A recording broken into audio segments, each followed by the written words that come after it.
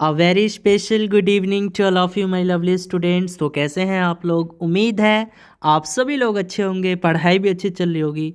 Dear student, आज की class बहुत ही ज़्यादा स्पेशल होने वाली है, बहुत ही ज़्यादा इंटरेस्टिंग भी होगी, क्योंकि आज की क्लास में हम लोग जीके जीएस के महत्वपूर्ण प्रश्न करेंगे जो आपके पैरामेडिकल और आईटीआई के परीक्षा के दृष्टिकोण से बहुत ही ज़्यादा इंपॉर्टेंट होंगे।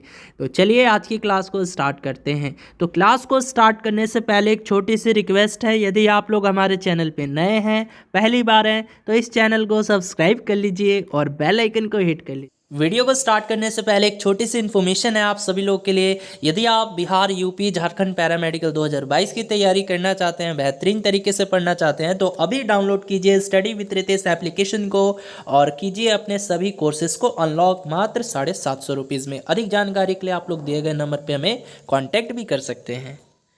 तो चलिए मित्रों, पहला क्वेश्चन है, भारत सरकार की आय का सबसे बड़ा स्रोत क्या है? बच्चों, भारत सरकार की जो आय है उसका सबसे बड़ा स्रोत क्या है? रेलवे है, उत्पाद कर है, बिक्री कर है या प्रत्यक्ष कर है? जल्दी से आंसर करेंगे, सभी स्टूडेंट आंसर करेंगे। जी हाँ दोस्तों, यदि आपने जवाब दिया है ऑप्शन नंबर बी, जी हाँ दोस्तों, उत्पाद कर, ठीक है, उत्पाद कर जो है ये सबसे बड़ा स्रोत है भारत सरकार का। तो याद रखना है, भारत सरकार की आय का सबसे बड़ा स्रोत उत्पाद कर है और यह कर जो है यानी यह टैक्स जो है अप्रत्यक्ष कर की श्रेणी में आता है। यानी ये भी पूछा जाता है कि उत्पाद कर जो है ये प्रत्यक्ष कर है या अप्रत्यक्ष कर है, तो आपको याद रखना है यह एक अप्रत्यक्ष कर है। अप्रत्यक्ष कर, कर का मतलब क्या होता है? टैक्स होता है, ठीक है। तो आपको याद रखना है, देखिए बच्चों, याद रखना है अप्रत्यक्ष कर के अंतर्गत कौन कौन सी चीज़ें आ जाएंगी। तो याद रखना है बिक्री कर हो जाएगा आपका, बिक्री कर, ठीक है, ये भी अप्रत्यक्ष कर हो जाएगा। उत्पाद कर जो अभी मैंने बताया था, सबको लिख लीजिए एक जगह, उत्पाद कर ये भी अप्रत्यक्ष कर है। सीमा शुल्क ये भी जो है अप्रत्यक्ष कर है, ठीक है। तो आपको याद रखना है बिक्री कर, उत्पादन कर, सीमा शुल्क ये सभी अप्रत्यक्ष कर है, इन्हें राज्य सरकार द्वारा लगाया जाता है। यानी ये जो अप्रत्यक्ष कर है ये जो है राज्य सरकार द्वारा लगाया जाता है, यानी इन्हें राज्य सरकार द्वारा लगाया जाता है। ये राज्य सरकार द्वारा, ये राज्यों सरकार द्वारा लगाया जाता है ये कर, ठीक है, यानी इन्हें राज्य सरकार द्वारा लगाया जाता है। तो ये तो आप लोग जान लिए बच्चों अप्रत्यक्ष कर के बारे में कि अप्रत्यक्ष कर के अंतर्गत कौन कौन सी चीज़ें आ जाएंगी, यानी बिक्री कर, उत्पाद कर, सीमा शुल्क, और इन्हें जो है राज्य सरकार द्वारा लगाया जाता है।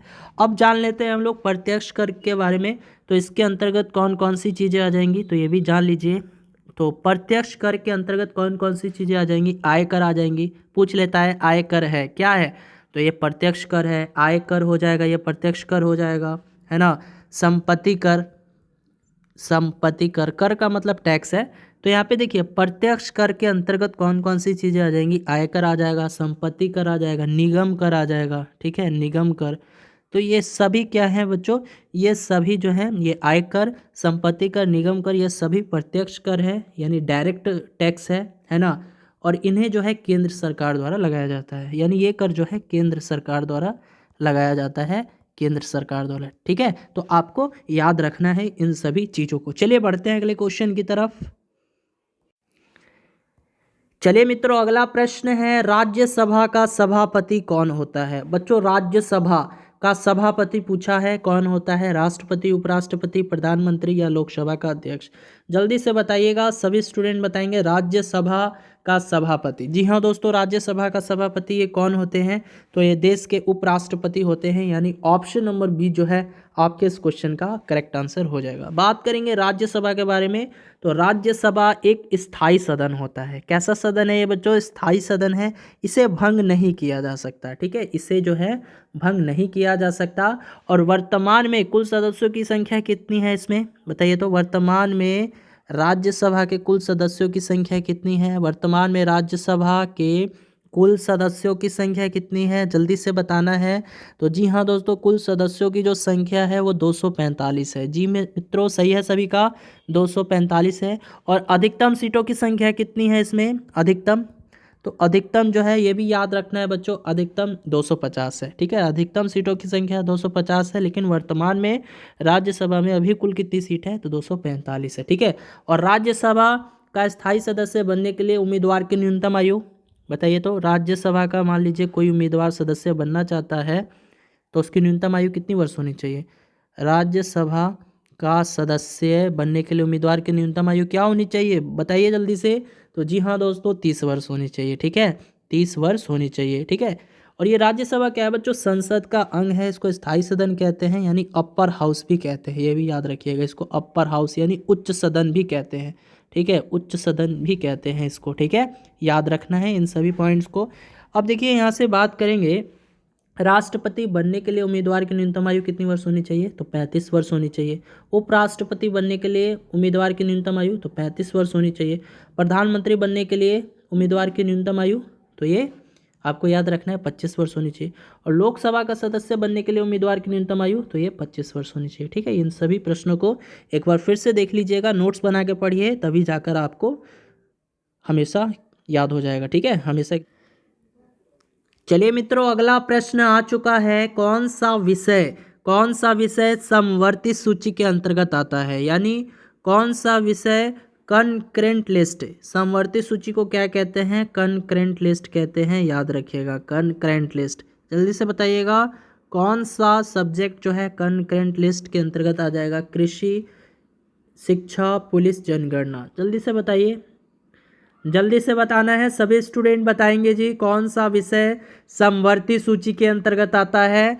तो जी हाँ दोस्तों, यदि आपने जवाब दिया है ऑप्शन नंबर बी यानी शिक्षा। जी हाँ दोस्तों, शिक्षा जो है ये समवर्ती सूची का विषय है।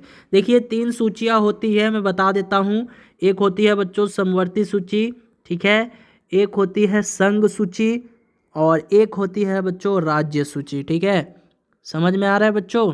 हाँ जी, चलिए अब देखिए यहाँ पे समवर्ती सूची के अंतर्गत कौन कौन से विषय आ जाएंगे, जैसे शिक्षा आ जाएगा आपका, ठीक है, वन आ जाएगा, विवाह आ जाएगा, है ना, शादी वादी विवाह आ जाएगा, उसके बाद जनसंख्या आ जाएगा। ठीक है, वैसे तो बहुत सी चीज़ें आती हैं, लेकिन जो जो इम्पोर्टेंट है मैं उन्हीं पे चर्चा करूँगा।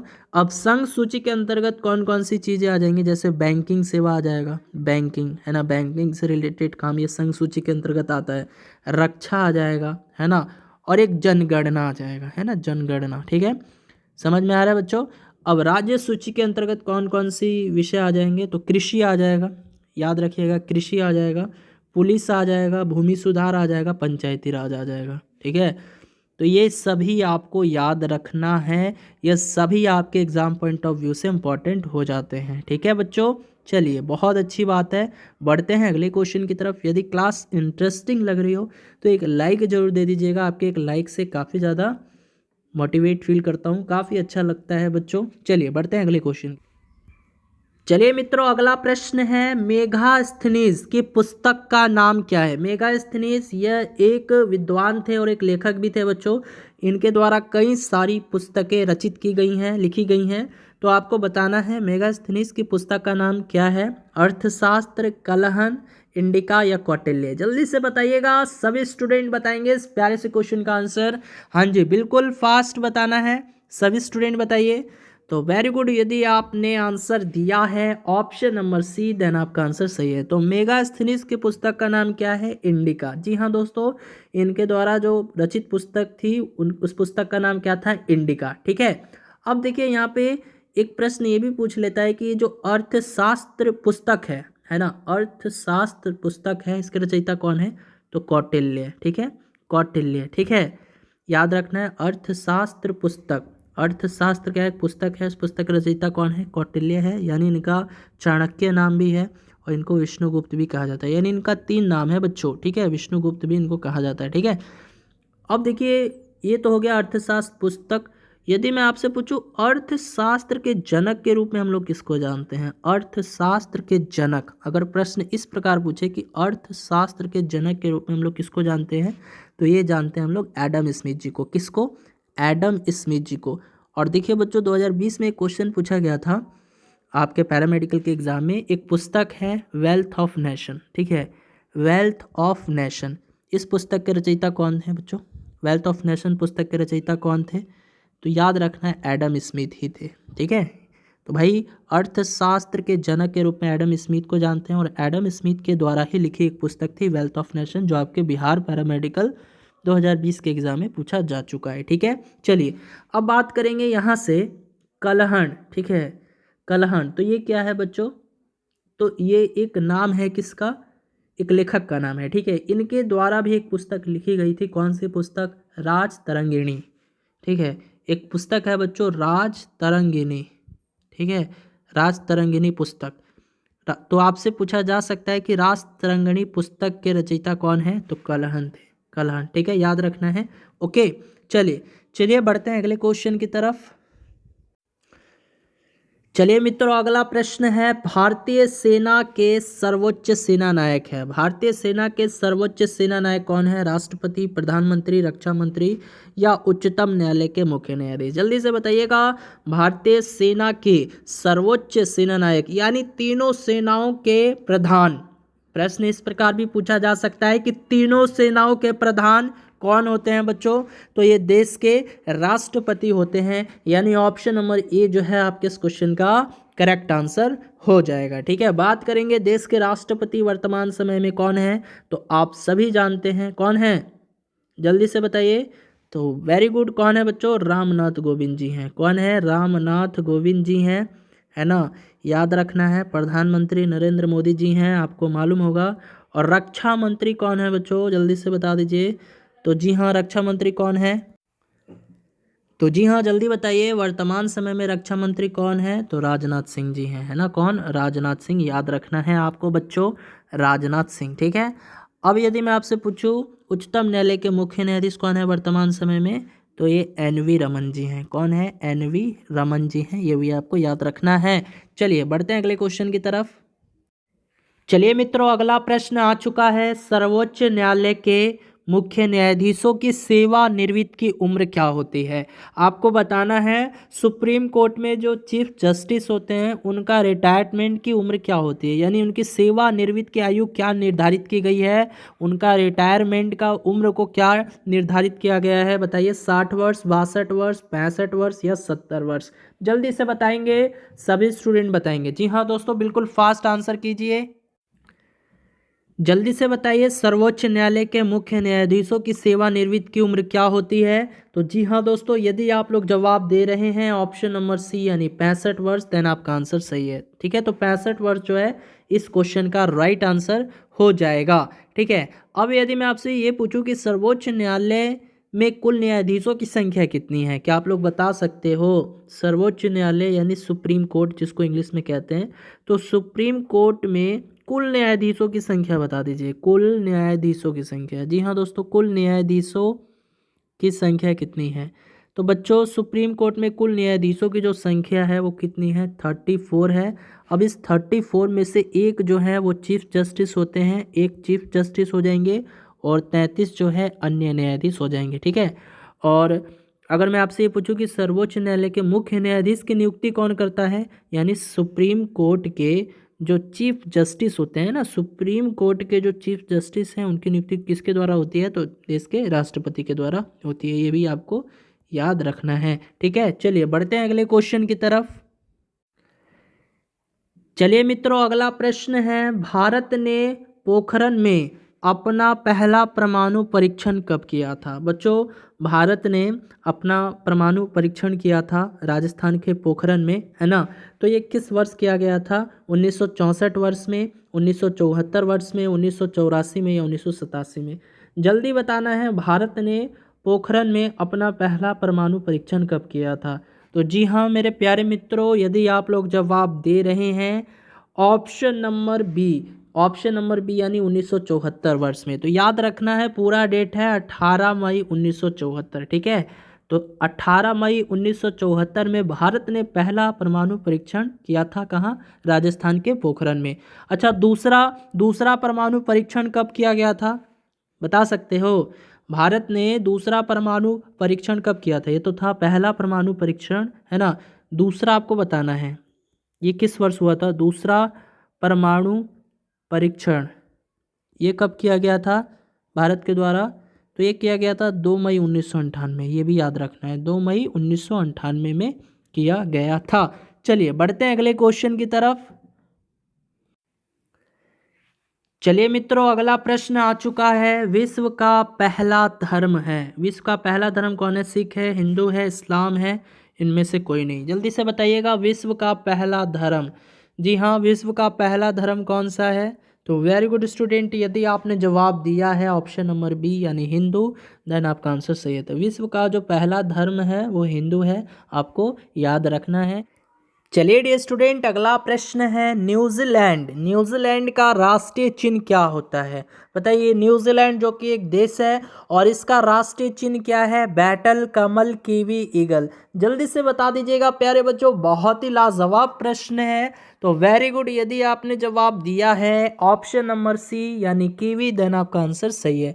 तो न्यूजीलैंड का राष्ट्रीय चिन्ह क्या होता है? कीवी होता है। अगर मैं पूछूं अपने देश भारत का, बताइए, अगर मैं आपसे पूछूं भारत का राष्ट्रीय प्रतीक क्या है? भारत का राष्ट्रीय प्रतीक क्या है बच्चों?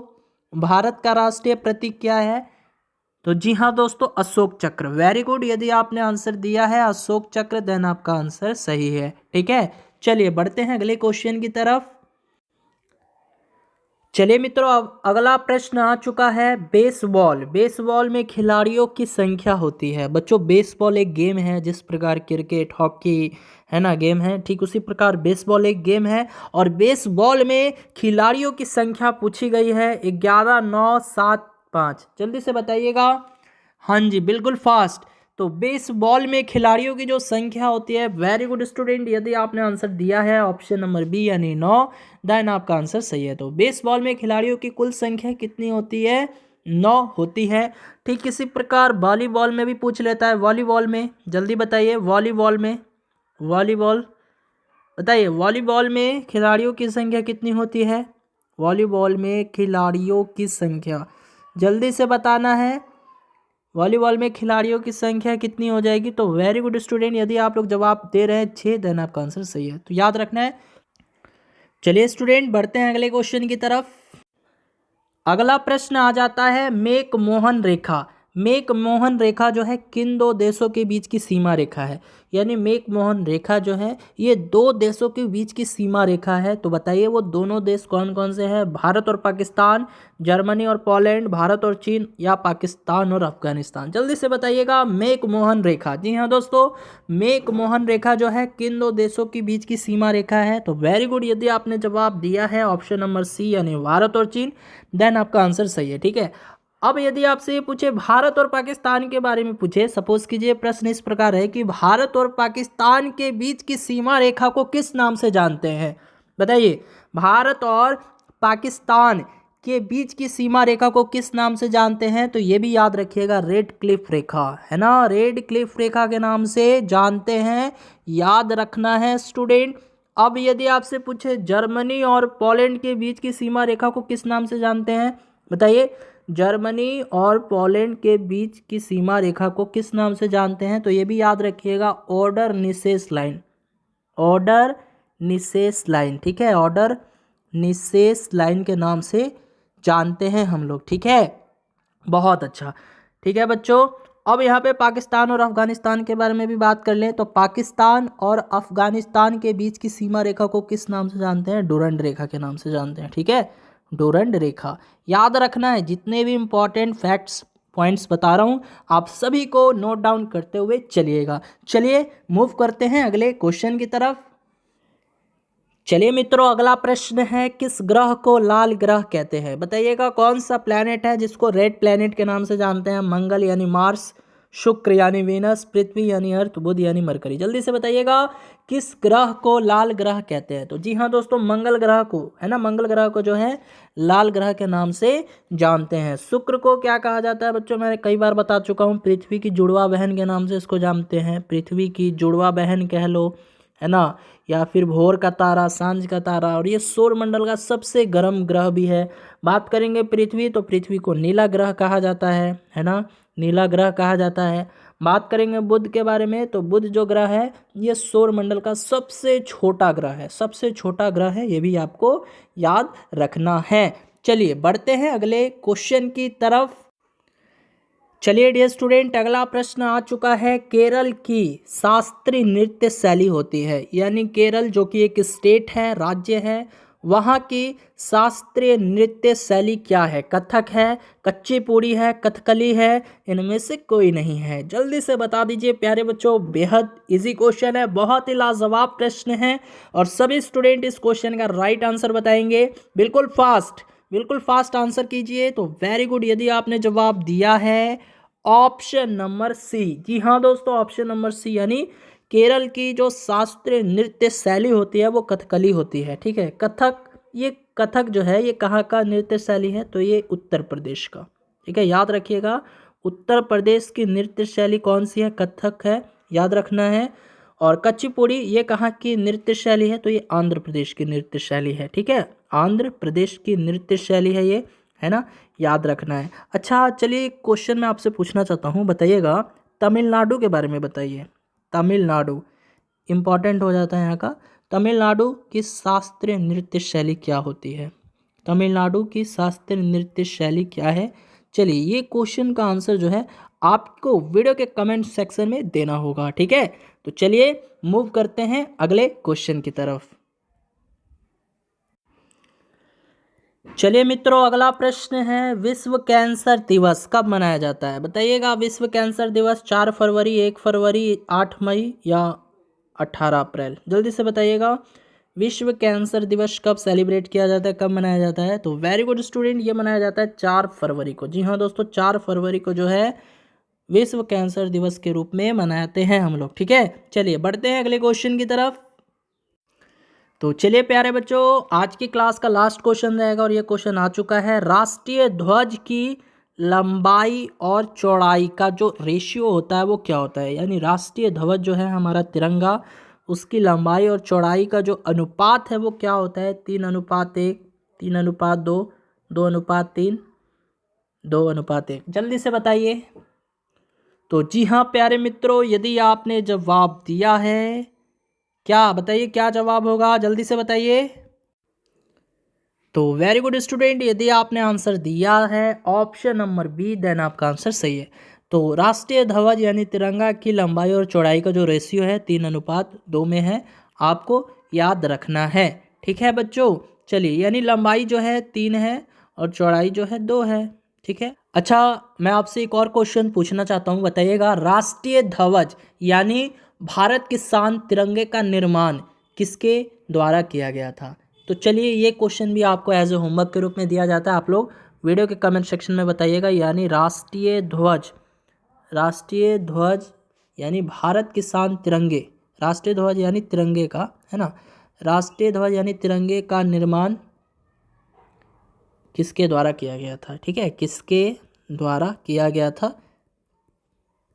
ठीक है, किया गया था। तो ये क्वेश्चन का भी आंसर जो है आपको वीडियो के कमेंट सेक्शन में बताना होगा। तो चलिए दोस्तों, उम्मीद है आज की क्लास अच्छी लगी होगी। तो यदि आज की क्लास अच्छी लगी है, इंटरेस्टिंग लगी है, तो इस क्लास को लाइक दे दीजिए। मिलते हैं अगली क्लास में नई जोश नई उमंग के साथ। तब तक के लिए bye bye, tata, good night, take care.